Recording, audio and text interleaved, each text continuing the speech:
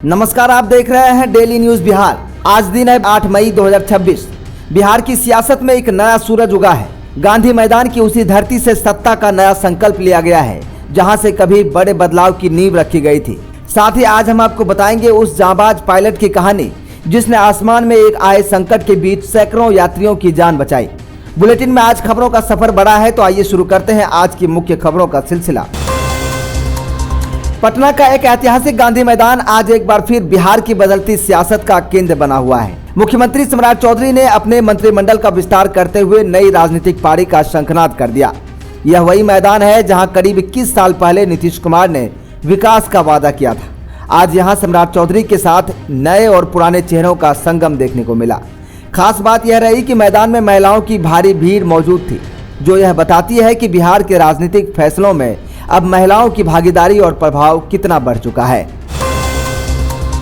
मंत्री पद की शपथ लेने के तुरंत बाद निशांत कुमार सीधे जदयू के प्रदेश कार्यालय पहुंचे, जहां कार्यकर्ताओं ने उनका ढोल नगरों के साथ स्वागत किया। निशांत कुमार ने मीडिया से बात करते हुए साफ कर दिया कि उनका पूरा फोकस नीतीश मॉडल पर रहेगा। उन्होंने कहा कि मुख्यमंत्री नीतीश कुमार ने जो संकल्प अधूरे रह गए हैं, वे पूरी निष्ठा और ईमानदारी से पूरा करेंगे। और इस दौरान जदयू के तमाम दिग्गज नेता और प्रदेश अध्यक्ष भी मौजूद रहे, जो पार्टी की एकजुटता को दर्शा रहा था। भागलपुर की लाइफलाइन कहा जाने वाला विक्रमशिला सेतु बंद होने से अब लोगों के घरों के चूल्हे बुझने की नौबत आ गई है। शहर में रसोई गैस की भारी किल्लत हो गई है।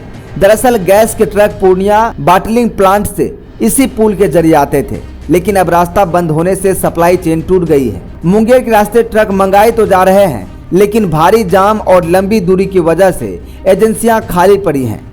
घंटों तक इंतजार के बाद भी उपभोक्ताओं को खाली हाथ लौटना पड़ रहा है।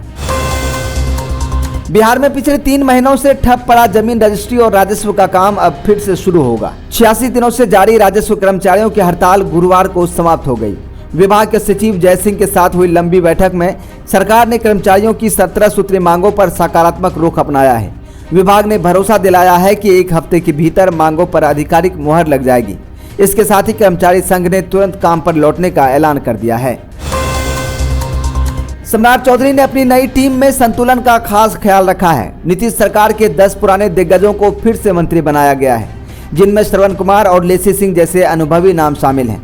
वहीं निशांत कुमार और श्वेता गुप्ता जैसे नए चेहरों को शामिल कर भविष्य की राजनीति का संकेत दिया है। इस विस्तार में सीमांचल से लेकर मगध तक को साधने की कोशिश की गई है और एक मुस्लिम विधायक को भी कैबिनेट में जगह दी गई है। विक्रमशिला सेतु के बंद होने पर पूरा ट्रैफिक लोड अब मुंगेर के श्री कृष्ण सेतु पर आ गया है।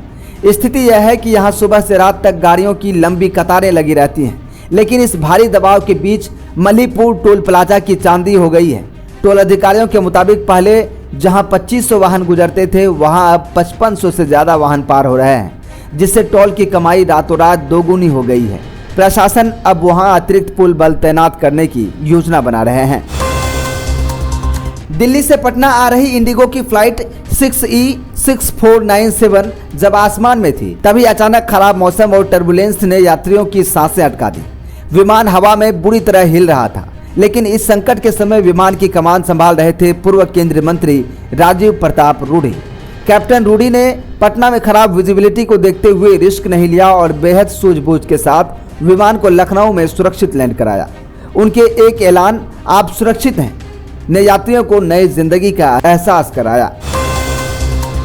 सशस्त्र बलों द्वारा सीमा पार की गई ऐतिहासिक कार्रवाई ऑपरेशन सिंदूर को आज 1 साल पूरा हो गया। इस गौरवशाली दिन पर प्रधानमंत्री मोदी ने अपनी सोशल मीडिया प्रोफाइल पर डीपी बदल दी, जिसके बाद बिहार के सीएम सम्राट चौधरी, गिरिराज सिंह और विजय सिन्हा समेत तमाम नेताओं ने अपनी डीपी बदलकर सेना के पराक्रम को सलाम किया। यह ऑपरेशन 2025 में आतंकवाद के खिलाफ भारत के कड़े प्रहार का प्रतीक है। बिहार भाजपा के कद्दावर नेता मंगल पांडे को इस कैबिनेट में जगह नहीं मिलना चर्चा का विषय बना हुआ है। मंगल पांडे लंबे समय तक बिहार के स्वास्थ्य मंत्री रहे हैं और संगठन में उनकी गहरी पैठ है। उनके समर्थकों में मायूसी तो है, लेकिन राजनीतिक गलियारों में खबर है कि भाजपा नेतृत्व उन्हें केंद्र में या किसी राज्य के संगठन में बड़ी जिम्मेदारी देने की तैयारी कर रहा है। भीषण लू और गर्मी से तप रहे बिहार के लिए राहत भरी खबर है। मौसम विभाग ने आज यानी शुक्रवार के लिए बारिश और आंधी का अलर्ट जारी किया है। पटना से लेकर पूर्णिया और भागलपुर तक धूल भरी आंधी चलने से हल्की बारिश की संभावना है। हालांकि विभाग ने वज्रपात को लेकर चेतावनी भी दी है और लोगों को सलाह दी है कि खराब मौसम के दौरान पेड़ों और बिजली के खंभों से दूर रहें।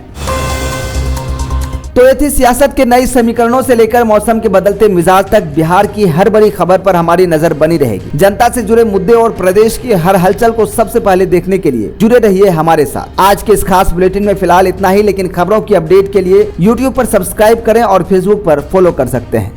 पूरी टीम की ओर से मुझे दीजिए इजाजत। देखते रहिए बिहार बुलेटिन। नमस्कार।